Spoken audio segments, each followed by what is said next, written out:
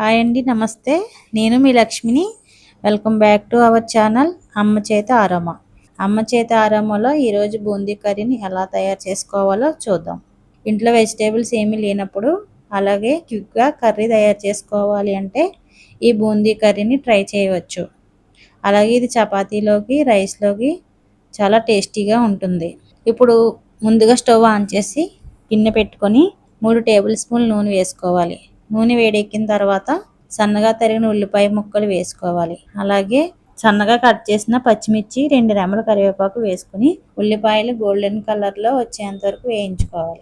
మధ్యలో ఉల్లిపాయలు కలుపుకుంటూ ఉండాలి, లేదంటే ఉల్లిపాయలు మాడిపోతాయి. ఉల్లిపాయలు వేగిన తర్వాత ఒక పెద్ద టమాటో లేదా చిన్న సైజు అయితే 2 టమాటాలను సన్నగా కట్ చేసి వేసుకోవాలి. ఒకసారి మొత్తం బాగా కలిపి 1 టేబుల్ స్పూన్ కారం, 1/2 టీ స్పూన్ పసుపు, 1 టేబుల్ స్పూన్ మసాలా వేసుకొని కలపాలి. తర్వాత మూత పెట్టి స్టవ్ ను సిమ్ లోనే ఉంచాలి.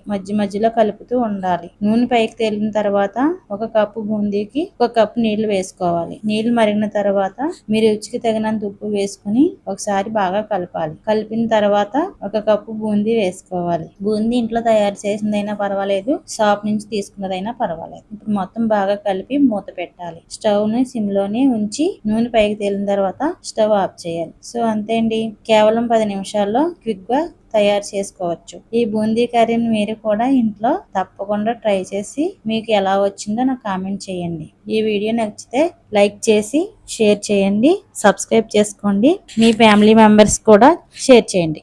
ధన్యవాదాలు.